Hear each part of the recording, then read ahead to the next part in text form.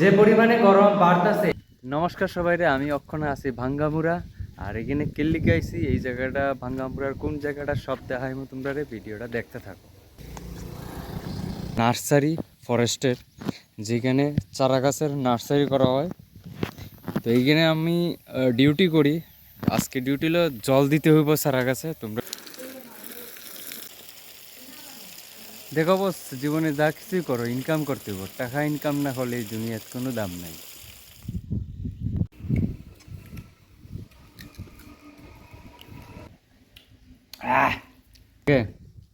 মরিচ খাসনি? লো একটা মরিচ খা।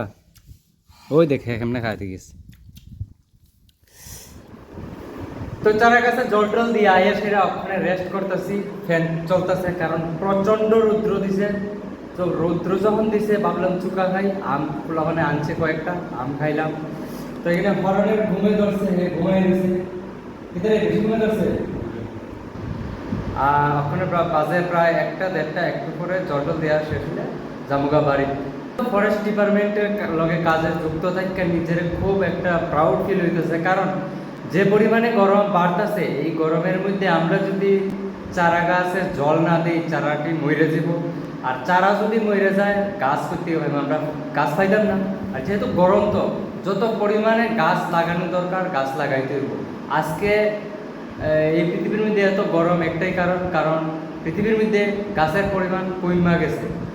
যেহেতু আমি এই গাছের সাথে যুক্ত আছি, চারা গাছ জল দেই, ফরেস্ট ডিপার্টমেন্টের লগে যুক্ত আছি, নিজের খুব গর্বিত মনে করি।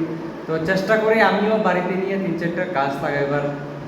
তোমরাও যদি পারো গাছ লাগাইও, কারণ গাছ যদি না থাকে প্রচন্ড গরম বাড়ে। তোমরা যারা যারা আমার ভিডিওটি দেখো, প্লিজ প্লিজ প্লিজ শেয়ার করো। যাইবা ছেলেং ডক্ষণে সামনে। তারপর ছেলেংটাতে এদিকে শিবগৌরীর নাচ শুরু হয়েছে। এখানে শিবগৌরীর নাচ কিছু দেখলাম।